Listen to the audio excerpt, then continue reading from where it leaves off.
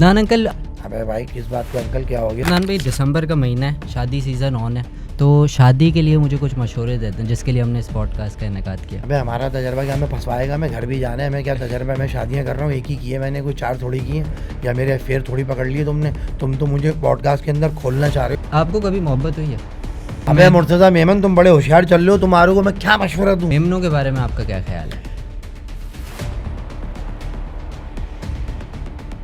अच्छा जी, hello everyone, this is me your boy Ghulam Murtaza और आप देख रहे हैं गुलाम मुर्तज़ा पॉडकास्ट। और आज की पॉडकास्ट में हमारी ख्वाहिश के मुताबिक एक बहुत ही इंटरेस्टिंग पर्सन जिनको अल्लाह ताला ने बेपनाह इज़्ज़तों से नवाजा और कॉमेडी के बेताज बादशाह मैं इनको कहूँगा। और कराची की पहचान है, कराची की शान है, और हमारे साथ आज मौजूद हैं जनाब अदनान बिकॉज़ साहब। अदनान भाई, बहुत शुक्रिया हमारी पॉडकास्ट का हिस्सा बनने के लिए। सबसे पहला सवाल आपसे ये करूँगा कि अदनान माजिद से अदनान बिकॉज़ का सफ़र कैसे तय हुआ? यार अदनान माजिद तो अब्बा ने रखा, ठीक है। सही है ना, हमें घर से मिला, वालिद साहब का नाम जुड़ा। उसके बाद जब हम घर से बाहर निकले, तो जब हम नाज़ाबाद के अंदर, पहले तो ये नहीं था सब कुछ, ये मोबाइल शोबाइल नहीं था। पहले हम लोगों का जो मेन कैरेक्टर होता था ना, वो होता था मोहल्ला, गली, चौराया। वहाँ से गुजरना, तैयार हो के चौराहे पे खड़े हो गए। अबे क्यों खड़ा हो रहा है चौराहे के ऊपर?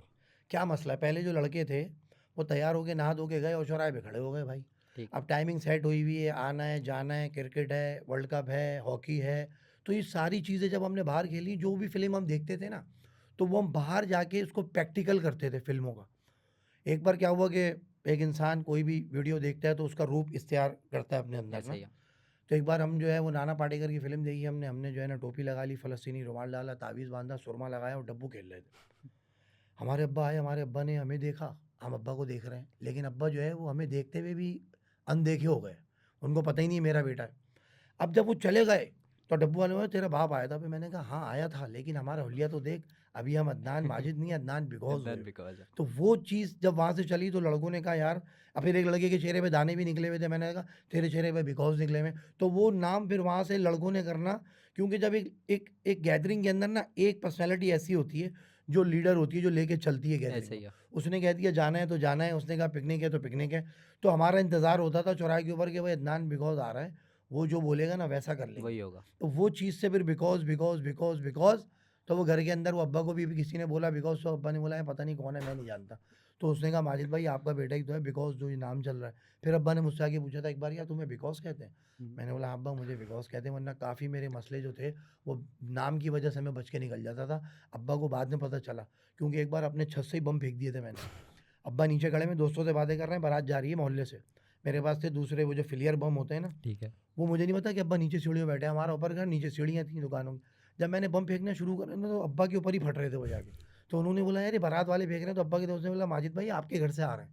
कह रहा है नहीं, सवाल ही पैदा नहीं होता। उनको क्या पता कि बच्चा किस लेवल पे जा चुका है। अच्छा जी। हम घर में शरीफ थे, बाहर बच्चों का वही सियासत। वो जो सारे पानी में फेंके अब्बा ने आगे बम, जो छापा मारा था अलमारी में, मेरे चमाटे पड़ रहे थे। बोल रहे थे बता, वैसे नहीं होते सियाही वाले पकड़ लेते हैं कि बता कहाँ मवाद कहाँ रखा हुआ है। माल है? तो घर के अंदर 3-4 जगहों पे डिवाइड करा हुआ था मैंने।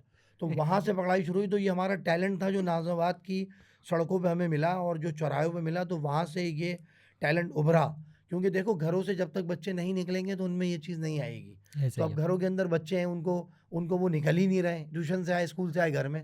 तो ये टैलेंट ख़त्म होता जा रहा है अब। ये पहले था 1985, 82, 90, यहाँ पे जो चीज़ मिल गई। अब तो अब अंदर ही है घरों, हमें पता ही नहीं कब बड़ा हो गया बच्चा, उसमें क्या खुसूसियात हैं सामने ही नहीं आ रही हैं। बस वो घुन्ना बना बैठा है, बाद में भंड पता चलता है इसने क्या करा। ऐसा ही है। अच्छा अदनान भाई, आपकी पहली वीडियो देखी, भाई नहीं अंकल कहता हूँ। अदनान अंकल आपकी अबे भाई किस बात का अंकल, क्या हो गया? तुम खाली बालों पे जा रहे हो। ये मेरे हाथ ना इंजेक्शन लगे थे, मेरे हो गया था बाल खोरा। अच्छा। तो मेरी एज इतनी है नहीं, मेरी गर्दन देखें आप। वैसे अभी आपकी उम्र कितनी मुझे होगी? मेरी आप बताओ, सही बताना वरना मैं उठ के चला जाऊंगा अभी। आपकी सही से उम्र बताओ उम्र। आपकी उम्र होगी 50। अबे तूने यार अजीब मेरा दिल दुखा दिया भाईजान, मेरी उम्र कम है बड़े भाई। क्यों मुझे लोग ऐसा कह रहे हैं? हालात ने मुझे ऐसा कर दिया। तुम्हारी शादी हो गई? नहीं, तुम शादी होने करो, वाली है। तुम शादी करो, फिर उसके बाद हम तुम्हें बताएंगे तुम्हारे अभी भी सफ़ेद दिख रहे हैं 2-4। अच्छा। तुम शादी करो, उसके बाद तुम्हारे ऐसा भर्रा चलेगा सफ़ेद का, तुम बोलोगे क्या? तुम लेट के पंखा देखते रहोगे शादी के बाद कि यार करूँ क्या? बोलेगी भाई आलू ला दें फीके, लाल वाले आलू, मीठे ना हो। अच्छा तुम जी। यही घूमते हुए नजर आ रहे हो कि हरा धनिया, पुदीना, गोल मार्केट, और ये वाला गोश्त कहाँ से लूँ, मुर्गी सही नहीं थी, आप बहुत बड़ी मुर्गी लिया, इसमें से हीक आ रही है, बदबू। तुम पागल हो जाओगे, तुम्हें ऐसा कर देगी औरत, तुम दोस्तों के पास भी नहीं जा सकोगे। महरूम हो जाओगे तुम। अच्छा जी। अच्छा, आपको औरत से मसला क्या है? आपकी पहली वीडियो देखी आपकी अम्मी के घर के पास, यानी आपको औरतों से मसला क्या है आखिर? नहीं भाई, मैं तो बहुत इज़्ज़त करता हूँ। मैं जितनी इज़्ज़त मैं करता हूँ ना औरतों की, वो मैं समझता हूँ कि कोई भी नहीं करता। अच्छा जी। मैं इतना अटैच हूँ, मैं चाहता हूँ कि जो जिस तरह अभी देखो, अभी ये चिंची के अंदर जा रहे हैं लोग। चिंची के अंदर प्रॉब्लम ये हो रहा है कि हमारे दौर के अंदर जब हमारी वालिदा और हमारे वालिद गाड़ी ड्राइव कर रहे होते थे, तो मजाल है कि कोई भी हमारी गाड़ी को रोक दे। पुलिस वाला हुआ या दूसरे हुए या दूसरे जो का ट्रैफिक पुलिस वाले होते हैं, कभी नहीं रुकते थे, फैमिली है। लेकिन अब मैं देख रहा हूँ रोडों के ऊपर कि अब वो इज़्ज़त ही नहीं रही। अब फैमिलीज़ के साथ भी गज़ब! बड़ी-बड़ी गाड़ियाँ कुछ है वो साइड में लगा लेते हैं। क्योंकि ऐसे वो ही जो है। इज़्ज़त है ना औरत की, वो जा रही है। तो मैं उस पे आवाज़ उठा रहा हूँ कि जो चीज़ मैंने बचपन में देखी, जो रिस्पेक्ट मैंने लेडीज़ की देखी, अपनी माँओं-बहनों की देखी कि खाना लेडीज़ फर्स्ट हो रहा है, हर चीज़ में लेडीज़ को आगे रख रहे हैं, लेकिन अब ऐसा है नहीं। अब उनकी भी तलाशी है और उनकी उदाहरण चिंची के अंदर मिसाल दे रहा हूँ कि आमने-सामने सीट है। मैं नहीं चाहूँगा कि मेरी माँ या मेरी बहन बैठे तो उनके सामने कोई गैर मर्द बिल्कुल बैठे। ऐसा ही है। मैं अपनी पर्सनल गाड़ी में भी जा रहा हूँगा ना, तो जो मैं अपने लिए सोचूँगा वो मैं अपनी दूसरी माँ-बहनों के लिए सोचूँगा। मैं दुश्मन नहीं हूँ, मैं इनको चाह रहा हूँ कि अगर चिंची आ रहा हो ना तो उसपे लिखा हो कि ओनली फैमिली या ओनली लेडीज़ या ओनली जो भी लड़के जो जा रहे हैं उनके लिए। बहुत खूब। ये जो जॉइंट बैठ रहे हैं ना सब, ये गुर्बत का मज़ाक नहीं उड़ाओ। आदमी जो है ना पैसों की वज़ह से वो गैरतमंद है। उसकी माँ-बहनें भी हमारी माँ-बहन हैं, आप बात समझ रहे हैं? बेशक, उसके पास बेशक। पैसे नहीं है, वो नहीं कर सकता टैक्सी, वो करीब में नहीं जा सकता, लेकिन बात ये अगर चिंची में बैठ रहा है तो इज़्ज़त तो दो। सामने मुँह फटा के बैठ गया, पता नहीं क्या आँखें फाड़ के देख रहा है, गाने उसने अफ़लातून वाले चलाए हुए हैं, उसकी माँ-बहनें बैठी हैं, वो मजबूर है।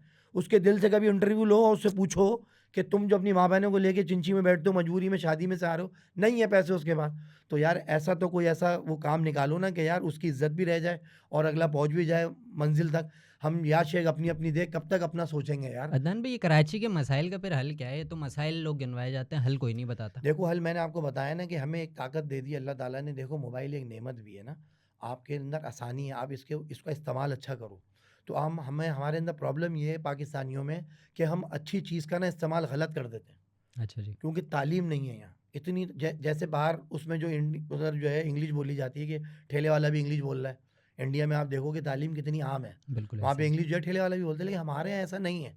हमारे यहाँ समझाने समझाने में 10 साल लग जाते हैं कि भाई ऐसे नहीं, ऐसे लाइन लगती, यहाँ नहीं, यहाँ खड़ा हो, रक्षा यहाँ नहीं, आगे रुकेगा, ये रास्ता है, यहाँ कचरा नहीं फेंकते, वहाँ फेंकते हैं। तो ये वाली चीज़ें समझाते समझाते हम यहाँ तक कि तुम आगे कैसे बढ़ेंगे भाई, पहले बेसिक चीज़ों पे तो काम कर लें। तो सोशल मीडिया के ऊपर हमें ये मजाक मजाक में ये चीज़ें भी मैसेज में देनी है कि बिल्कुल, जो मैंने बात करी है अभी, कि वो भी हमारी माँ बहनें जो चिंची में जा रही हैं, बिल्कुल वो भी ऐसा ही है। हमारे लिए काबिल एहतराम है बिल्कुल भाई। ऐसा ही है। ज़रूरी नहीं प्राडो में और लैंड क्रूज़र में जो लेडीज़ होंगी हम उनको मैडम बोलेंगे, हम उनको भी बोलेंगे भाई, वो भी बराबर हैं। इज़्ज़त औरत की दीन के अंदर ये नहीं है कि खूबसूरत औरत को देखने में 100 कोड़े और बदसूरत औरत देखने में 10 कोड़े। वज़ा दीन के लिए फरमाया। सारी औरत गैर महरम बराबर है भाई। ऐसे ही है। उसमें नहीं लिखा कहीं पे हुस्न की परी होगी तो उसके लिए रखा है और दूसरी के लिए रखा है। दूसरा सवाल। अच्छा अदनान भाई, मेरे कुछ दोस्त हैं एहतशाम और अरमान, शादी से पहले तो रोज़ मिलते थे।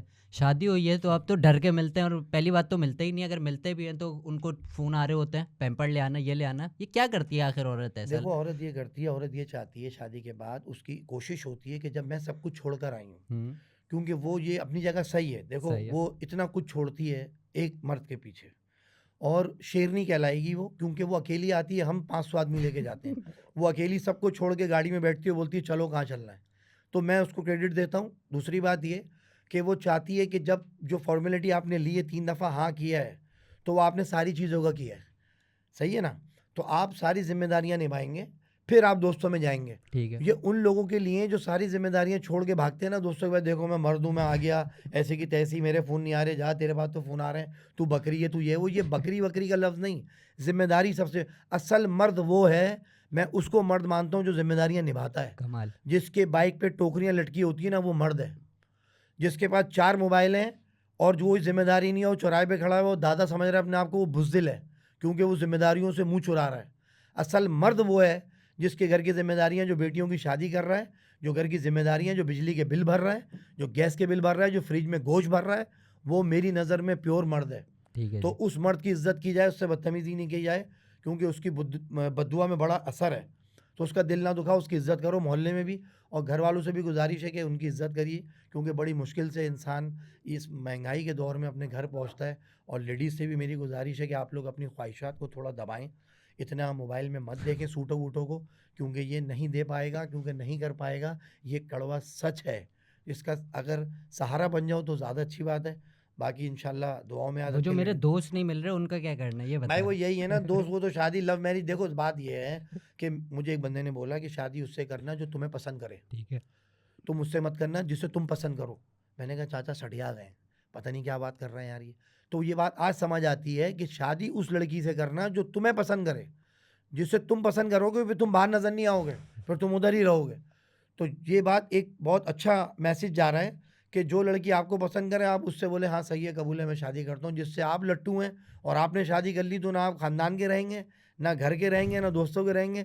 बस आप उसी के साथ स्कूटर पे घूमते हुए नजर आ रहे होंगे और वहीं कोनिया मार मार के स्कूटर रोक रही होगी वो। सुने 1 मिनट रुके ना शकरकंदी लेनी, सुने 1 मिनट रुके ना ये लेने भुट्टे, वो वहीं बैठा हुआ होगा वहीं उसकी और तब भी खुश नहीं होगी वो। बोलेगी मेरी ज़िंदगी ख़राब हो गई तुमसे शादी करके। ये मैं ये डायलॉग दे रहा हूँ आपको। औरत ये कहती है जब उसके यहाँ बेटी पैदा होती है, कहती है मैं तो फंस गई इस शख्स से शादी करके। तुम अपनी ज़िंदगी एंजॉय करना, मैं तुम्हारी शादी जब तक नहीं करूँगी जब तक तुम किसी लायक नहीं बनो।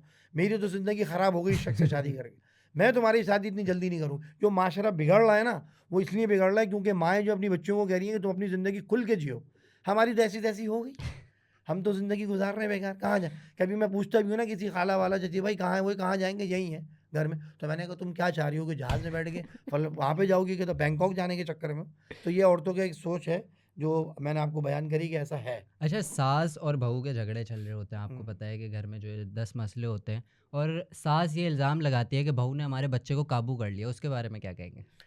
देखो क्योंकि बहू वो जो सास है ना उसने भी ये काम किया है। अच्छा। जैसा इंसान खुद होता है वैसा दूसरे को समझता है। मैं समझता हूँ कि इसमें जो उनकी जो वो है ना सास, उनका भी कसूर है। क्योंकि जैसा इंसान देखो ये बात फैक्ट है, ऐसे ही जैसा है, इंसान ऐसे खुद ही है। होता है वैसे ही दूसरे को समझता है। अगर आपने उस बेटे को उस माँ से छीना है और आपने काबू में किया और जाने नहीं दिया है तो ये मका फाते अमल है, वक्त घूम के आ गया। बेशक। और वो अब आप कुछ भी जोर लगा लें बेटा आपके पास नहीं आएगा, क्योंकि मका फाते अमल है। अगर आपने अपने शौहर को भेजा होता कि जाओ अम्मी के पास ये सूट दिया हो या अम्मी को ये दिया हो, या आप अपनी अम्मी से क्यों नहीं बात करते, आप क्यों नहीं बैठते, तो ये मका फाते अमल है। वो जितना रोकेगी तो वो उसके अंदर अल्लाह डाल देगा, वो आपके पास भेजेगी। तो मैं ये गुजारिश करता हूँ पुरानी औरतों से कि भाई अपनी तौबा करो और बहुओं से उम्मीद ये रखो कि जो तुमने किया है समझ लो वो पलट के आएगा, ऐसे वो ही है। लौट के आएगा। तुम अगर गलत थी तो समझ लो कि तुम खड़ी हो सामने, जो तुमने किया है उससे 2 हाथ आगे करेगी वो। ऐसे ही है। अच्छा अदनान भाई, दिसंबर का महीना है, हुँ, शादी सीज़न ऑन है, हुँ। तो शादी के लिए मुझे कुछ मशवरे देते हैं जिसके लिए हमने इस पॉडकास्ट का इनेकाद किया। अबे भाई शादी के मशवरे क्या होते हैं? आपकी जब लिखी होगी ऊपर आसमान के ऊपर जो भी आपके ख़ानदान के नहीं, अंदर है आपका कोई भी। तजुर्बा है ना। अबे हमारा तजुर्बा क्या, हमें फँसवाएगा, हमें घर भी जाना है, हमें क्या तजुर्बा है, मैं शादियाँ कर रहा हूँ, एक ही की है मैंने, कोई 4 थोड़ी की हैं, या मेरे अफ़ेयर थोड़ी पकड़ लिए तुमने। तुम तो मुझे पॉडकास्ट के अंदर खोलना चाह रहे हो।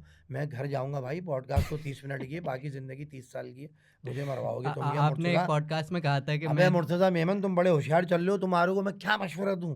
तुम इतने खूबसूरत हो माशाल्लाह से, तुम जैसे लोगों को तो पसंद कर रही हैं, 55-55 किलो के लड़के पसंद आ रहे हैं औरतों को, आजकल लड़कियों को भाई। तुम्हारी जो देखो ब्यूटी है ना, एक तो तुम्हारा ये फेस पतला है और तुम्हारे माशाल्लाह माशाल्लाह से हँस रहे हो तो तुम्हारे दाँत चमक रहे हैं। तो तुम्हारा जो रिश्ता तय होगा वो तुम्हारी आवाज़ पे होगा। बोलेंगे लड़की की आवाज़ इतनी खूबसूरत है, लड़की फ़ोन पे ही, तुम बस फ़ोन पे पहले बात करना, ठीक है। तो इंशाल्लाह तुम पास हो जाओगे। तुम्हारी आवाज़ से ही वो बिल्कुल ओके हो जाएगी कि यार ये बेहतरीन पर्सनैलिटी है। अपनी आवाज़ से आप रिश्ता आगे बढ़ाइएगा और इंशाल्लाह ताला हम आपकी शादी में आएँगे। ब्लैक कलर की शेरवानी पहनिएगा आप और बेहतरीन रबर बैंडें गालों पे मार के पिंक कलर के होके बैठना है स्टेज पे कि पता चले लड़का जो है वो तुम कश्मीर के तो नहीं है ना? नहीं, मेमन हो आप? मैं सिंध का हूँ। सिंध के हो? असली शहद लाए थे सिंध से तुम? अभी मंगवाया हमने यार आपके लिए। हाँ, ये देखो ये लहजा तुम्हारा जो अलग से निकला है ना, मंगवा है ये। हम्म, ये वाला चीज़ जो है ना, मुझे असली शहद चाहिए, छोटी मक्खी का। ठीक है। दूध में 2 चम्मच डाल के पीने होंगे। ये भी एक राज़ है जो ठीक है। तुम्हें मैं दे के जा रहा हूँ। अच्छा जी, चलें आगे बढ़ते हैं। आपको औरतों से मसला है, सुनने में यह आया जैसे अभी आपने कहा, तो जो लोग दूसरी शादी करना चाह रहे हैं, जो पहली से तंग है, उनको क्या कहना चाहेंगे? देखो भाई बात ये है कि 4 करो, 2 नहीं करो। अच्छा जी। 4 करो और मरी ले जाओ उनको, हुँ, अपना जो चेयर लिफ्ट होती है ना, उस पे ले जाओ। हुँ, हुँ। उस पे ले जाने के बाद अगर अल्लाह ना करे चेयर लिफ्ट टूटती है, तो बच्चे आपके होंगे पीछे। आपके पास एक सवाल होगा कि आप दोबारा 4 कर लोगे। तो वो 4 ही लिखी जाएँगी आसमान पे, क्योंकि ये मामलात हो गए। फिर आप 4 के लिए तैयार हो तो अपनी सेहत देखो, सेहत सबसे बड़ी नेमत है। सबसे पहले फ़ोकस मैं लड़कों को कह रहा हूँ अपनी सेहत बनाओ कि तुम इतनी शादियाँ कर सको कि ये जो सुन्नत है इस पे पूरे तुम चढ़ो। तो ये हो नहीं रहा, वो एक में ही फ़ारिग हो रहे हैं। तो लिहाजा ये 4 और 2 की बात जो है ना वो सेहत के ऊपर तो होती है एक जब में तो इसलिए फारिग हो रहे हैं ना, लड़कियां इतनी कमजोर हैं, वो उसकी चीजें ही पूरी कर करके बकौल आपके पूरा हो गया है लड़का। अरे नहीं भाई, लड़कियां कमज़ोर नहीं है, बात वही आ रही है ना कि लड़कियां वही वाली बात है कि पता नहीं चलता कि बहू घर में है नहीं है, ना वो मेहंदी लगा रही है, ना वो चूड़ियाँ पहन रही है, ना वो बॉल पिने लगा, वो समझ लो एक लड़का है, सिर्फ नाम बदलना है, बाइक उसको चलाना आ गई, जीन्स उसकी है, टी शर्ट वो पहन रही है, जॉगर वो पहन रही है, तो वो आपका एक पार्टनर है, लाइफ पार्टनर। बीवी कम है, आपकी दोस्त ज़्यादा है, यार यार करके बात कर रही है, समझ लो कि मैंने सलमान से शादी कर ली, एक मिसाल दे रहा हूँ, वो लड़का का रूप इख्तियार करी हुई है ना। पहले होती थी मेहंदी लगी हुई है, तेल लगा हुआ है, घर में किचन में वो बड़े-बड़े पतीले बन रहे हैं। मुझे बता दो, अब कोई नई लड़की जिसकी शादी होती है, उससे तुम एक पतीला पाइप बनवा के दिखाओ। नहीं बनाएगी। अबे सासें नौकरानियाँ बनी हुई हैं भाई, नहीं बन रहे उनसे पाए हुआ है। वो तो बोलती है बस हम खा लेंगे और बनाना हमें नहीं आता। चावल उबाल दूँगी, अंडा फ्राई कर लूँगी, अंडे बॉयल कर लूँगी, पिज़्ज़ा मँगा के खा लूँगी, बाहर से होगा संडे को, घर में कुछ नहीं पक रहा। वो सिर्फ़ और सिर्फ़ अब आउटडोर है। आपकी माएँ जो हैं वो समझ लो नौकरानी है घर की, माज़रत के साथ, ऐसे ही है, माँ का रुतबा हकीकत बहुत है, बुलंद है। बेशक। माँ के कदमों के नीचे जन्नत है। अच्छा अदनान भाई, आगे बढ़ते हैं। आपकी आपको कभी मोहब्बत हुई है? देखो मोहब्बत मुझे हुई हुई है, तो होगी। देखो हुई है, तुम मेरा मुँह खुश्क हो गया, पानी है 1 गिलास तुम्हारे? बिल्कुल है, ये क्या कर रहा है तू मंगवाता मुझसे सवाल यार, यहाँ बुला ले। मोहब्बत का 1 गिलास, आधा गिलास पानी तो गरम देना यार। हाँ, तो ये तुमने क्या कर दिया मेरे साथ ऐसा? मोहब्बत देखो बात ये है कि मैं बड़ा टेंशन फ्री आदमी हूँ। मिसाल के तौर पे ये है मेरे पास मोबाइल, सही है? ठीक है। ये मोबाइल मैंने क्यों रखा हुआ है, पूछो क्यों रखा हुआ क्यों है? रखा हुआ है? ये मोबाइल मैंने इसलिए रखा हुआ है क्योंकि ये मोबाइल टेंशन फ्री है, क्योंकि इसमें शुगर नहीं है, ब्लड प्रेशर नहीं है, बहुत सुकून दह मोबाइल है ये। तो इन चीज़ों से मैं बचता हूँ जिस चीज़ से मुझे तकलीफ़ हो। अब मेरे बच्चे घर में बिल्ली लाएँ, अब वो बिल्ली घर से निकाल नहीं रहे, उनको कोई उससे मोहब्बत। मैंने कहा देखो मुझे पता था कि तुम्हारी सेहत ख़राब होगी, ये एक दिन मरेगी। कह रहे हैं हाँ बाबा आप कैसी बातें कर रहे हो? मैंने कहा जब मरेगी तुम रोगे, तकलीफ़ होगी, सेहत ख़राब होगी, तुम खाना-पीना छोड़ो। तो इसलिए मैं मोहब्बत करता ही नहीं। अच्छा, वो मैं दिल ही नहीं रखता जिसमें तकलीफ़ हो। भाभी कुछ नहीं कहेंगी? ज़िम्मेदारियाँ, भाभी से हुई है मुझे मोहब्बत, लेकिन भाभी जब कलेजी-वलेजी बनाती है, अच्छा खाना पकाती है, तो मुझे उस पे मोहब्बत आती है। मैं उसकी कदर करता हूँ क्योंकि मुझे अब अच्छा, मेरी कमज़ोरी है खाना, ठीक है। माज़रत के साथ। हर आदमी की कमज़ोरी है, जैसे मोबाइल किसी की कमज़ोरी, किसी की गाड़ी। कुछ शादी के बाद भी गाड़ी धोता रहता है। वो बीवी बोलती है मैं आग लगा दूँगी इस गाड़ी को, हमें देखते ही नहीं गाड़ी में घुसे वो। ऐसे भी ऐसे नफ्सियाती भी हैं। कराची में है, जो अच्छा। मक्खी बैठ के जाती है, थूक लगा-लगा के मक्खी को साफ़ कर रहा होता है, वो जग के जाती है। ऐसी भी है नफ्सियाती। तो ये मेरा शौक मैंने आपको बता दिया खाना। ठीक है। कि दुनिया की सबसे बड़ी नेमत है सेहत, और अल्लाह रब्बुल इज़्ज़त जब मुझे रोटी देता है ना तो मैं नौकरों की तरह मालिक के आगे बैठ के खाता हूँ। अल्लाह कहता है जब मैं तुम्हें खाना दूँ तो मैं मालिक हूँ और बेशक। तुम नौकर हो मेरे। तुम इस तरह खाओ और शुक्र अदा करो। तो मैं अल्लाह का शुक्र अदा करता हूँ और अपनी बीवी की इज़्ज़त करता हूँ कि वो मुझे खाना टाइम पे देती है, उसको मेरी कमज़ोरी पता है। तो वो अल्हम्दुलिल्लाह हमारी इज़्ज़त है और हम लोग बड़ी खुशी अच्छा, ज़िंदगी आपने एक गुज़ारते हैं। 90s की प्राडो भी ली थी, हाँ, उसके बारे में तो ज़रा बताएं, वो क्या किस्सा था? 1 मिनट एक घूँट ले लूँ। अबे ठंडा पानी दाँतों में भी लग रहा है। हाँ, क्या कह रहे हैं आप? 90s की प्राडो आपने एक ली थी और आप घूमने गए थे कोयटा, वो क्या अरे! चक्कर बड़ा था यार? खतरनाक किस्सा छेड़ दिया उस्ताद तुमने वो। वो हमने ली थी, हमने किया था शोरूम गाड़ियों का। ठीक है। अब हमने गाड़ियों का शोरूम करा, इन्वेस्टमेंट करके बैठ गए। हमने कहा प्राडो आइए चलो ऐसा करता हूँ, अभी शादी हुई है। बेटी मेरी छोटी थी, 4 साल की होगी मेरी बेटी। माशाल्लाह। मैंने कहा भाई चलो कोयटा चलते हैं, मैं ज़िंदगी में कभी कोयटा नहीं गया था। ठीक है। ससुराल वाले मेरे घूमने फिरने वाले हैं, हम्म। क्योंकि वो थोड़ा बलोच हैं वो लोग, तो वो बाहर निकलते हैं, बलूचिस्तान, कोयटा, उनके लिए कोई मसला नहीं है सफ़र करना। हमारे लिए बहुत मसला था क्योंकि हमारे अब्बू जो हैं वो डरते थे लॉन्ग रूट से। ऐसे ही है। जब हम हौज़ में भी जाते थे तो उन्होंने एक बार फुटबॉल देखी हमारी, तो मेरे दोस्तों से छुपा के उन्होंने फुटबॉल छुपा दी, बोल रहा पिकनिक पे जाओ। बोल रहा ये पानी में जाएगी, तुम इसके पीछे जाओगे, तुम डूबोगे, मर जाओगे। मैंने कहा अब्बा क्या सोच है आपकी यार, क्या सलाम है आपको? क्योंकि मेरे दोस्त बोल रहे हैं कैसा बाप है, हमारे भी बाप हैं, तेरे बाप ने फुटबॉल छुपा लिया। मैंने कहा असल में मुझसे बहुत मोहब्बत करते हैं क्योंकि मेरे हाथ पैर मेरे वालिद जैसे हैं। तो ये कह रहे हैं कि यार माशाल्लाह। ये हाँ मेरे वालिद मुझसे, तो उन्होंने वो एक मोहब्बत का इजहार था। उस वक्त तो बुरा लग रहा था कि यार सारी पिकनिक की ऐसी तैसी कर दी, लेकिन ये बाप की मोहब्बत होती मोहब्बत है होती है। कि उसने वो फुटबॉल छुपा दी। इसका मतलब है मेरा बाप मुझसे ज़्यादा प्यार करता मोहब्बत था, करता है। लेकिन दोस्त ये कह रहे थे तुम्हारा बाप अजीब है। तो आज महसूस हो रहा है जब खुद बाप बना मैं। दूसरी बात, जब मैं टूर पे निकला तो मुझे नहीं पता था, जिससे मैंने गाड़ी खरीदी वो क्लिफ्टन में था। उसने गाड़ी जब पैसे वैसे पे ऑर्डर उसने जेब में रख लिए ना सारे, एग्रीमेंट साइन हो गया, हाँ भाई गाड़ी आपकी। उसने 2 अल्फाज कह रहे सर एक बात बोलूँ मैं जी? कह रहे जब ये हिटअप करे ना तो आप जो है ना इसको कोई कपड़ा रख के खोलिएगा, क्योंकि ये हिटअप कर जाती है, बड़ा इंजन है 2LH 2400 सीसी। मैंने कहा पता नहीं क्यों कह रहा है, पैसे वैसे उधर के, हम चले गए ना, हमने दिखवाई किसी को ना कुछ, हमने डीजल डलवाया और और हम ट्रिप पे। कोयटा की तरह निकल गए। हमारे जो है ना वो साले वाले एक आध बैठ गए उसके अंदर, एक आध हम निकल गए, बेगम और बच्ची। अब भाई कोयटा जा रहे हैं, जा रहे हैं, जा रहे हैं, अचानक जो है वो गाड़ी ने ट्रुर ठक आवाज़ आई। वो पहाड़ों के दरमियान जब पहुँचे ना बेला पे, तो मुझे बोल रहे हाँ भाई अदनान भाई ये देखो अचानक गाड़ी रुक गई। और वो हिटअप गाड़ी में हुआ, वो कांटा ऐसे हुआ। अब मुझे उसकी बात याद आई, जब वो खोलने लगा ना खोला तो? बोनट बम्पर पे, मैंने बोला अबे क्या कर रहा है ये? मैंने कहा कोई कपड़ा वपड़ा रख, वो जो पायदान होते हैं ना जो नीचे गाड़ी, उसने वो रख के जब खोला है, जो भर्रा निकला है जंग आलूद पानी का, वो पीछे गया, वो उड़ के गया पायदान उधर। वो मैंने ऐसे करके मैंने कहा उस्ताद वो आदमी सही कह रहा था कि गाड़ी जो है ना हमें उसने पहना दी, ऐसे ही। अब क्या करें? अब वो कह रहे हैं भाई वापसी कराची कैसे जाएंगे? मैंने कहा यार करो। अब बेगम घबरा गई। अब घर से फ़ोन आ रहे हैं, अब्बा हमारे तुम्हें पता है डरपोक आदमी, अबे पहुँच गए? मैंने बोला भाई हाँ बस पहुँच। अब मैं उनको नहीं बताऊंगा कि इंजन में मसला आ गया है। मैंने बोला, बोल रहे गाड़ी तो पंचर नहीं हुई थी। मैंने कहा नहीं नहीं सही है गाड़ी, ठंड है। मैंने कहा हाँ है। अब खड़े में बेला पे, अब बाप को कौन बताया, उनको वैसी टेंशन। वापस गाड़ी लेके गए भाई, वो टो कराने के 10,000 रुपये दी। अब चौकी पहुँचे, बेगम बच्चों को गुलशन छोड़ा, गाड़ी का इंजन दिखवाया तो हेड क्रैक, हेड डलवाया 30,000 रुपये का।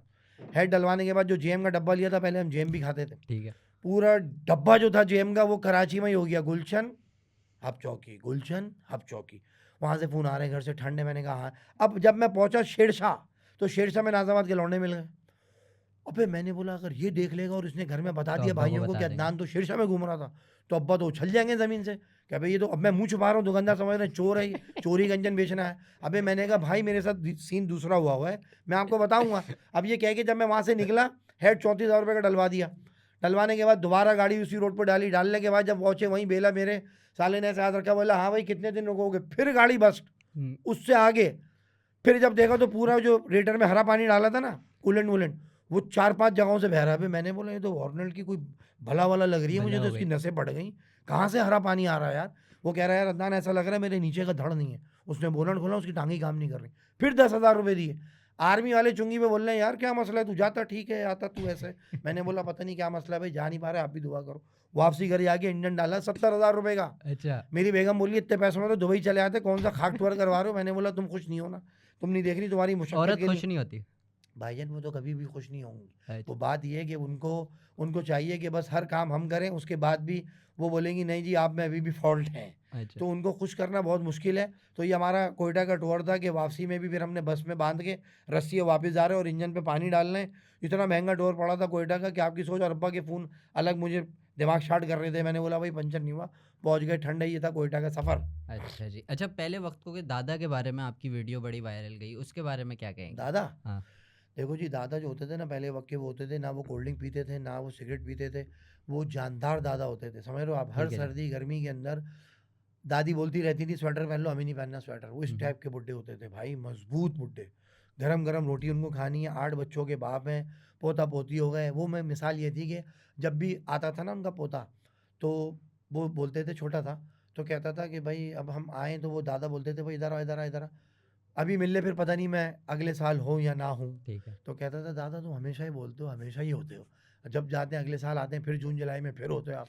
तो वो इतने मजबूत लोग होते थे कि वो लड़ते थे सर्दी गर्मी से, और खाने पीने के शौकीन होते थे।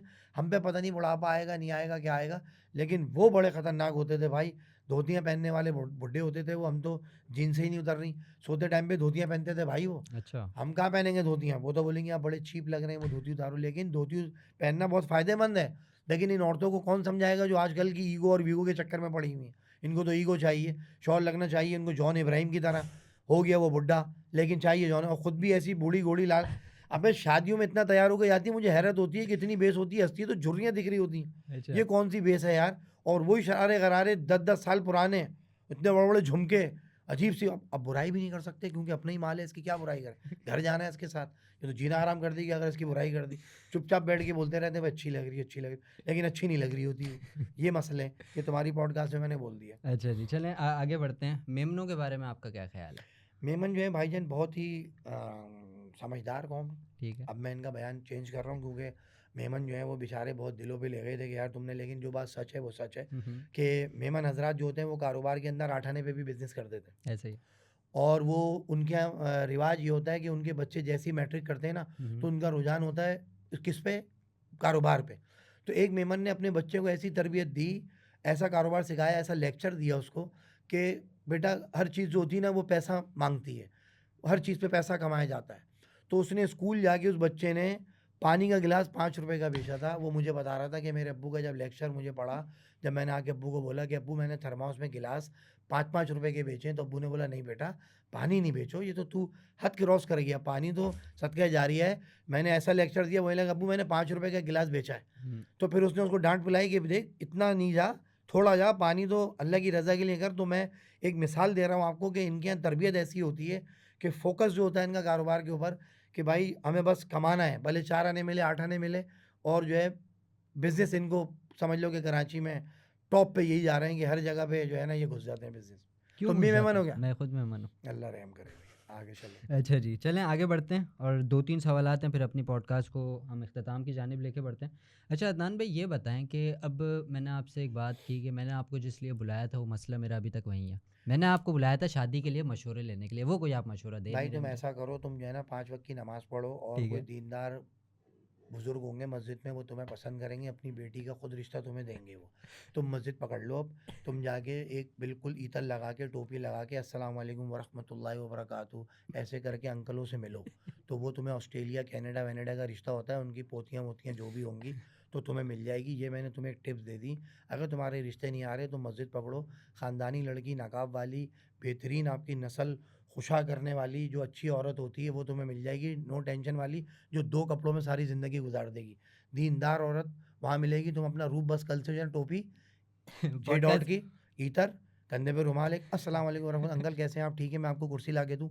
ऐसा एटीट्यूड रखो कि मजबूर हो जाएँ वो लड़की देने पे। ऐसे लड़की मिलते ही मकार हो जाएगी, आँखें यहाँ रख ली, बोला मैं क्या करूँ? मुझे तो जायदाद में हिस्सा चाहिए, तुमने ज़ेवर ही नहीं दिया इसको, मुझे तो गाड़ी चाहिए, बोलेंगे अरे क्या बोलना भाई भटक गया मैं। तो ये वाली कहानी है, मैंने तुम्हें टिप दे दी, उसके बाद तुम आगे अपना अच्छा काम करो ज़ेवर जमा। बेच के फिर कमरा बना लो। कमरा नहीं बनाओ, कोई बिज़नेस-विज़नेस में लगाओ, बोलो भाई बिज़नेस लाओ, पैसा लाओ, तुम्हारे अब्बू के पास इतना पैसा है, मैं जाता था यार, तुम्हारे अब्बू की मैंने इतनी खिदमत करी है मस्जिद में, तरावियों में जगह घेर के रखता था उनके लिए कि भाई यहाँ पर आके बैठेंगे हाजी साहब उनकी कुर्सी पे, अपना थर्मोस रख देता था कि उनकी भाई कुर्बानियाँ भी तो दोगे तुम, ऐसे ही है। तो उसकी वो भी तो लोगे तो बाद में। कुर्बानी लेनी पड़ेगी। तो भाई तो कुछ गिव एंड टेक है, तुम दोगे तो लोगे ना भाई, तुम्हें भेज ही इसीलिए रहा हूँ कि तुम्हें कोई अच्छा रिश्ता मिल जाए वहाँ से। अच्छा जी। अच्छा आप अभी जैसे कि आपको पता है माशाल्लाह से कराची इज्तिमा आने वाला है और अल्लाह ताला मुझे और हम सबको तौफ़ीक दे शिरकत करने की। तो आप भी एक दफ़ा इज्तिमा में गए थे घर पे टोपी करा के, वो क्या वाक़या था? घर पर टोपी नहीं कराया था, मैंने ये बोला था देखो मुझे इज्तिमा में जाना है, तो मैंने इजाज़त ली थी। हुँ, इजाज़त ली तो उन लोगों ने इजाज़त दी, जब मैं गया इज्तिमा के अंदर तो बड़ा मेरे साथ सफ़र जो गुज़रा ना, हुँ। वाक़ई में अल्लाह की राह में अल्लाह की मदद होती है, इसमें बेशक। कोई शक नहीं। नया-नया मुल्ला बना था, नया-नया सारे मामलात हुए, दिमाग एक्सेप्ट नहीं कर रहा था, क्या करूँ? बस मैं घुसा, सबसे पहले मैंने जगह ताड़ी कहाँ बैठना है, मैंने आगे अपना सामान-वामान रखा, केले-वेले रखे और मैं बैठ गया। उन्होंने कहा चलो यार ये नया बच्चा है बैठे, वो कोऑपरेटिव बहुत होते हैं, ये तो है। वो अपनी हिकमत से, अपने अपने अंदाज़ से अपनी तरफ बुलाते हैं। माइल करते हैं। तो उन्होंने फिर जनाब अली मुझे बिठाया, उसके बाद फिर वो नमाज़ बोल रहे हैं सुनाओ। तो नमाज़ में तो मुझे 2-3 ही आयतें आती थी, इन्ना अतैना, कुल हुवल्लाहु अहद और कुल औज़ु बिरब्बिल नास, बड़ी आयतें आती नहीं थी, वत्तीनी वज़ैतून, इन्ना अंज़लना फ़ी लैल, ये फी मुझे कुछ लैलतिल नहीं कद्र। आता था। मैं जब बस में बैठा और मेरी दाढ़ी और टोपी देखी, उन्होंने कहा यार ये तो 4 महीने लगाए हुए, जब उन्होंने मुझसे सुना, तो बाख़ुदा मुझे कुछ नहीं, मैं शर्मिंदा हो गया। ये मैं तुम्हें आज पहली पॉडकास्ट में बता रहा हूँ कि जब उन्होंने मुझसे नमाज़ सुनी, मुझे नमाज़ नहीं आती थी। अल्लाह। तो जब उन्होंने कहा कि कोई मसला नहीं यार, क्या हो गया अदनान भाई, टेंशन नहीं है, आप सुनो, तो उन्होंने मुझे वल अस्र, रास्ते में उसने मुझे वल अस्र जो छोटी आयत है ना, वो जो इन्नल उसने मुझे इंसान याद लफ़ी कराई। खुस्र। तो मेरे आँसू आ गए, मैंने बोला यार ये क्या सफ़र है और क्या इसमें लज़्ज़त दे रहे हैं मुझे कि इतना कोऑपरेट कर रहे हैं कि मुझे हौसला अफ़ज़ाई दे रहे हैं, मुझे शर्म आई ना, क्योंकि एक चीज़, एक एज मेरी वो कहाँ ज़िंदगी गुज़ार दी। उन्होंने मुझे ज़लील नहीं किया, उन्होंने मुझे सिखाई। फिर वत्तीनी व ज़ैतूनी, उन्होंने मुझे बोला दीवार की तरफ, इमाम साहब का बेटा, उसने कहा दीवार की तरफ मुँह करें, आप ये 4 लाइनें याद करें। फिर मैं वहाँ पे तफरीह सूझी मेरी, क्योंकि हम तो शरारती। फिर वहाँ उखड़ू बैठ के वो जो मौसम्मियाँ चूस रहे थे ना, वो रायमंड में, लाहौर में, टोकरा छुरी सुतली से बांधी हुई और 4 हिस्से करे, मसाला एक चुटकी डाली और मैंने 12-12, 15-15 मौसम्मियाँ खाई, क्योंकि मेरा पेट ख़राब हो गया था। यहाँ से जाते हुए जो है ना, इन्होंने नारी रख दी इंजन के ऊपर। इंजन के ऊपर नारी रखी, इन्होंने जब ढक्कन हटाया उसमें झाग आ गए। अबे मैंने दिल में कहा उस्ताद सड़ गई है तो, ये तो मरवा देंगे, लंबा सफ़र है। वो क्या बोल रहा है दूसरा, आमिर साहब कोई मसला नहीं, ऊपर की झाग हटाओ, बिस्मिल्लाह करो यार, कोई मसला नहीं, अल्लाह तवक्कल तवक्कल इल्लल्लाह। हमारा ईमान इतना पक्का था नहीं, हमने कहा भाई तवक्कल इल्लल्लाह करके पागल हो गया, डॉक्टर और दुनिया में क्यों रह रहे हैं, तू क्यों खाएगा ये नारी। मैं छप्पड़ में गया, मैंने वहाँ कौन सी ली, माश की दाल और 2 रोटी ली और कोने में बैठ के मैं उनको देख रहा हूँ, हँस रहा हूँ। और मैंने रियो बिस्किट लिया, जेब में डाला, मैंने इनका तो काम हो गया, लोटे-वोटे भर के मैं दे दूँगा। अगर बस रोकते हैं, कच्चे में उतरते हैं, क्योंकि सड़ी भी है, क्योंकि बदबू आ रही थी हल्की सी, ऊपर-ऊपर से ख़राब हुई थी। खाया भाई इन्होंने, भाईजान उल्टी गंगा बह गई। वो सारे के सारे सही। मेरा जो घुमड़म घुड़म हुआ है अंदर पेट में, मैंने बराबर वाले को बोला, मैंने बोला भाई कब आएगा रावण? कह रहा है क्यों? मैंने बोला दादा बता यार, मेरे पसीने सर्दियों में नाक पे ऐसे गाय के नहीं आते, सही है। ऐसे पसीने मेरे नाक पे आ गए यार। बराबर वाला परेशान हुआ, अदनान भी अभी तो आप सही थे। मैंने कहा यार बता, मैंने कहा ड्राइवर को रास्ता पता है? कह रहा है क्यों? मैंने कहा स्पीड ब्रेकर को उछालेगा तो नहीं है? क्योंकि मामला बड़ा मामलात खतरनाक है। मामलात बहुत खतरे में थे। मैंने कहा ये स्पीड ब्रेकर पे उछालेगा तो नहीं, इसको रास्ता पता है, मुकामी ड्राइवर है। कहाँ का ड्राइवर है ये? कराची का है। कहाँ है? डायमंड आता रहता है। खड्डे में अगर मार दी मेरा काम हो जाएगा इधर, क्योंकि एयर बैग है सर्दियों के दिन। सही है। अल्लाह ना करे, मैंने अल्लाह से लॉ लगाया, मैं अल्लाह पाक मैं तेरे राह में निकला हूँ, मेरी हिफाजत कर, मेरा पर्दा डाल दे। मैं रो रहा हूँ, वो बोलने इसको क्या हो गया, इज्तिमा दूर है, ये अभी से ही दुआएं कर रहा है। ये कौन सा मुल्ला हमारे साथ चिपक गया यार? इसका तो काम, अल्लाह ताला ने ऐसा रुख बदला कि जैसी वहाँ पर गाड़ी रुकी है, उन्होंने बोला अदनान भाई आपका भाई। मैंने कहा जो बच जाए वो मेरा। ये मोहतर के सामने बाथरूम जो आते थे, वो जो जैसे वो छोटे नहीं होते घोड़ों के अस्तबल वाले बाथरूम जो आते नीचे टांगे दिखती हैं ऊपर, मैं उसमें घुस गया और जाते के साथ ही मामला मेरे फारिग हुए, मैं बाहर निकला, फिर मुझे ठंड लगी। फिर उन्होंने बोला दान में, मैंने बोला लाहौर आ गए बस। उसने बोला भाई ये गोली खाओ आप सो जाओ। मुझे ठंड लगने लगी, जो बैग बचा वो मैंने उठाया। तो ये जो मंजर था, उसके बाद फिर मैं जब सुबह बाथरूम करने गया तो सब जो जितने भी अमीर साहब थे मुंह पे रुमाल लपेटे हुए, और जब सुबह वॉशरूम के लिए जा रहे हैं तो कोई भी नहीं बोल रहा कि वो जगह खाली है। जब वो फारिग होकर आ रहा है, बताऊँ क्या बोल रहा है? यार आप ऊपर जाओ ना वहाँ। मैंने कहा तू तो फारिग हो गया, अब हमें बेच रहा है, पहले क्यों नहीं बोला तूने ऊपर जगह खाली? सारे छप्पड़ में रुमाल लपेट लपेट के निकल रहे हैं, कोई उधर घुस रहा है, कोई कमोड पे, कोई उधर, कोई खामोश, कोई मसवाक कर रहा है, बता ही नहीं रहे कि वहाँ जगह खाली। जब वापसी आ रहे हैं तो उसके बाद कह रहे हैं अरे हाजी साहब, अमीर साहब वहाँ जाओ ना, ऊपर है ना उस साइड, वो सीधे हाथ पे मोड़ो, उधर जगह है। मैंने बोला अच्छा कब्ज हो रहे हैं लोगों को, लाइनें लगी हुई, धड़ वो, कोई गुटके का लत लगी हुई, कोई गुटखा जब तक नहीं खा रहा उसकी। कराची वाले गुटखा खाते हैं ये अरे लोग, प्रेशर ही नहीं बनना था वहाँ बाथरूम का। अच्छा, गुटके खाए इन लोगों ने सुबह उठ के। कोई सिगरेटों के कश मार रहा है वहाँ जाके, बोल रहा कैप्सन दे रही 2 गज मारे हो तो भाई जल्दी निकल। अच्छा वो हिसाब से कश मार रहा होता था, अगर छठा नंबर है उसने पहले कश मार लिए ना तो प्रॉब्लम हो जाएगी। वो जैसी करीब आता था ना तो उसने आधी बुझा, इतनी बड़ी बड़ी सिगरेटें उन्होंने, जैसी प्रेशर आया जलती हुई सिगरेट फेंक के भागे अंदर। क्योंकि पोजीशन जो इंसान बड़ी खतरनाक पोजीशन है ये। जो इंसान गुटखा और मेनपुरी लेता है, मावा लेता है, जिलानी विलानी लेता है, मैंने सफ़र किया है, मुझे पता है कि वॉशरूम के ऊपर क्या प्रॉब्लम्स होती हैं। उनका प्रेशर नहीं बनता और वो लोग नंबर लगा के खड़े होते हैं और रास्ते में ही खाते हैं फिर वो, कि यार हमारा नंबर अब आने वाला है।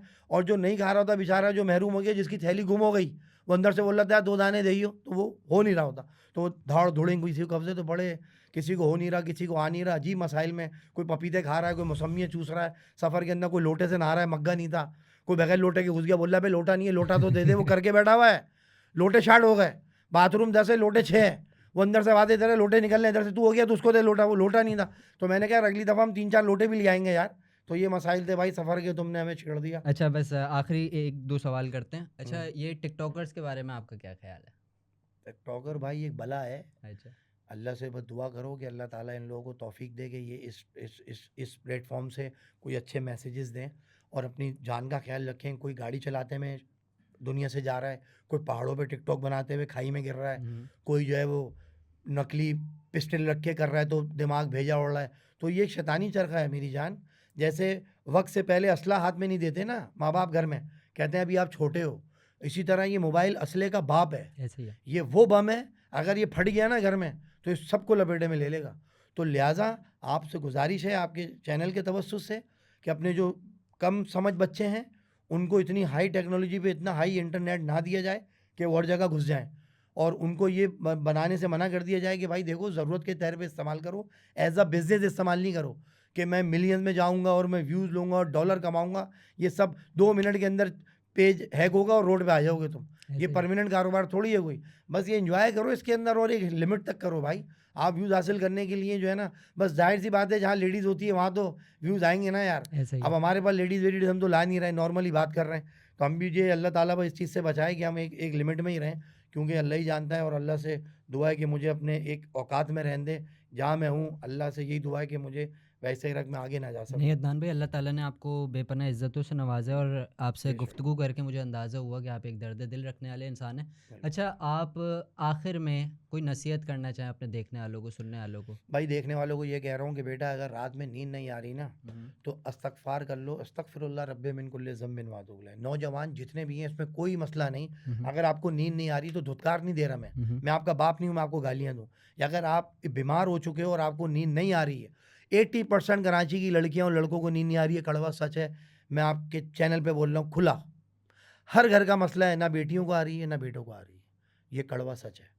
वो क्या कर रहे हैं रात भर, खूबसूरत टाइम है ये, ठंड जो है ना ये इबादत का सीज़न है, अल्लाह को राज़ी करने का। ये ऐसा सीज़न है ठंड के, इसमें रातें लंबी होती हैं, इसमें आपको तहज्जुद मिलती है, गर्मियों में नहीं मिलती। गर्मियों में आप एसी ऑन करके सोते हो, ये ठंड है। जब ठंड में इंसान लिहाफ से उठ के ठंडे पानी से वज़ू करके और अल्लाह के सामने बैठ के मांगता है ना, ये तुम्हारे जितने भी फ्यूचर हैं, जो तुमने बोला कि मेरा मसला जो शादी का है जो भी है, ये तुम जब मुसल्ला बिछाओगे ना और तुम वज़ू करोगे और तुम रोगे अल्लाह के सामने, तो अल्लाह को तो रोना पसंद है भाई, वो तो पहले आसमान पे। तो ये जितना भी अल्लाह जो हमसे नाराज़ हो गया है, जो 80% कराची के अंदर रातों में काम हो रहे हैं ना, वो बहुत गलत हो रहे हैं। वो बड़ा कीमती वक्त है तहज्जुद का, 2 से सुबह 5-6 बजे तक फजर से पहले, ये कबूलियत का वक्त है। इसमें तुम गालियाँ दे रहे हो, इसमें तुम टिकटॉक देख रहे हो, इसमें तुम वल्लाह देख रहे हो, क्या वल्लाह आलम मुझे नहीं पता तुम क्या देख रहे हो। खुराफात देख लेकिन आप इसके अंदर अगर ये प्लेटफॉर्म मैं दिल से कह रहा हूँ, अगर तुमने इस पर अमल कर लिया, तुम 40 दिन ही अमल करो, उसके बाद मेरे पेज पे मैसेज करो, इंशाल्लाह। मैं सुनूंगा कि तुमने मेरे लिए क्या कमेंट्स दिया कि अदनान भाई आपने जो बात बोली थी सच, और आगे मेरी ज़िंदगी बदल गई। मैं कोई मुफ्ती आलिम नहीं हूँ, ना मैं कोई अमीर साहब हूँ, मैं एक नॉर्मल आदमी हूँ पाकिस्तानी, लेकिन सीने में दर्द रखता हूँ उम्मत के लिए, क्योंकि मुझे नबी पाक सल्लल्लाहु अलैहि वसल्लम को चेहरा दिखा रहा है कब्र में जाके भाई। ऐसे सही है भाई, ऐसे दुआओं में याद नहीं, रखिएगा। अभी आपसे एक आखिरी हाँ, बात, क्या इतनी सारी आखिरी बातें कर ली। अच्छा, आपने आते ही मुझसे एक चीज़ का तकाजा किया, वो क्या थी?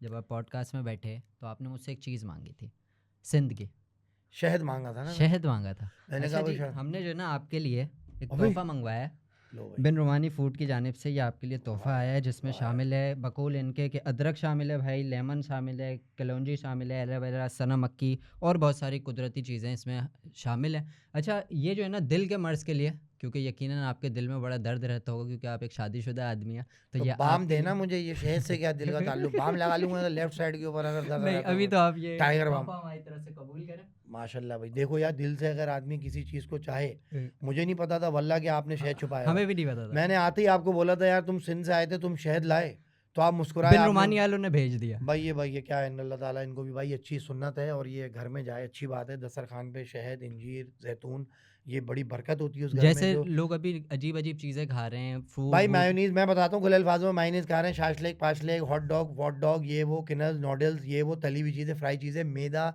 जिगर का कैंसर, 80% ज़्यादातर कराची के अंदर ये मसाइल चल रहे हैं, पेट की बीमारियां हैं, वो सब ऑयली चीज़ों से। भाई ये देसी जिसमें कुरान में जिक्र है, बेशक उन चीज़ों को अपने शहद में दस्तरखान शिफा पे है, रखो नबी ना पाक का भाई, फरमान है। शहद रखो, इंजीन रखो। मेरे घर में अल्हम्दुलिल्लाह है, मैं कोई इतना वेल सेट आदमी या कोई अरबपति आदमी नहीं हूँ, अल्हम्दुलिल्लाह अल्लाह की सारी नेमत है मेरे घर में, अल्हम्दुलिल्लाह। लेकिन क्यों है, ये इनकी बरकतें हैं। जैतून, इंजीर, खजूर और ये शहद, ये मेरे घर में रहता है। जब नबी माशाल्लाह, पाक सल्लल्लाहु अलैहि वसल्लम की सुन्नत सल्लल्लाहु को ताला जिंदा अलैहि करोगे वसल्लम। घरों के अंदर, तो बरकतें रहेंगी भाई। हर चीज़ करो, मजाक करो, लेकिन एक चीज़ जो मुसलमान हो उसको रिप्रेजेंट करो, कि हम कहीं भी महफिल में जाओ तो तुम्हें देख के लोग ये ना बोले कि आर यू इंडियन, तुम्हें देखते ही बोल दे तुम्हारी वजह से यार आर यू मुस्लिम। बस ये ये अपना हुजूर हुलिया का रखो, उम्मती है। बस आप उसका अपना हुलिया ऐसा रखो कि आप कहीं भी एंटर हो ना तो लोग वो समझ जाए ये मुसलमान है। ऐसा ही है, बस ये ऐसा आप ही है। कहो अच्छा, गुलाम मुर्तज़ा पॉडकास्ट के लिए एक जुमला और पॉडकास्ट का था। भाई यही कहेंगे कि आपके लिए आपकी माशाल्लाह जल्दी जल्दी शादी हो, शादी के बाद आपका वज़न बहुत तेज़ी से बढ़ेगा, क्योंकि आप खुशी से पागल हो जाएंगे, क्योंकि आप बहुत घिस घिस के इस मकाम पे पहुंचेंगे। आपकी शादी में बहुत रुकावटें आ रही हैं, जब मुश्किल से मिलती है ना कोई चीज़, उसकी कदर होती है। तो तुम मेरे ख्याल से 10-15 दिन तक तो तुम कमरे से घर से बाहर नहीं निकलोगे, तुम्हें बुलाना पड़ेगा, बेटा हमारे और भी रिश्तेदार हैं बाहर आ जाओ। लेकिन तुम्हारा मकसद ऐसा होगा कि खुशी इस तरह तुम्हारी हो नहीं रही ना, मसाइल आ रहे हैं बहुत, तो तुम्हें हर जगह से कोई ना कोई रिजेक्ट कर रहा है, तो तुम्हारे को जो एंड में चीज़ मिलेगी ना वो बहुत अच्छी मिलेगी माशाल्लाह। और पर्दे में रखना, क्योंकि तुम्हें हीरा मिलने वाला है, उसको चादर पहना देना, क्योंकि जो कीमती चीज़ होती है उसको वो ढांका जाता पर्दे है, में ही अच्छी लगती समझे है। ना। तो ये ऐसे ही एक है। मेरा मैसेज है आपके लिए, दुआओं में याद रखना, अल्लाह ताला आपके बच्चों के अंदर वो चीज़ दे कि आपकी मफ़रत का ज़रिया बने। बहुत बहुत शुक्रिया, अच्छे इंसान हो, दुआओं बहुत में मुझे शुक्रिया। ज़रूर याद रखना।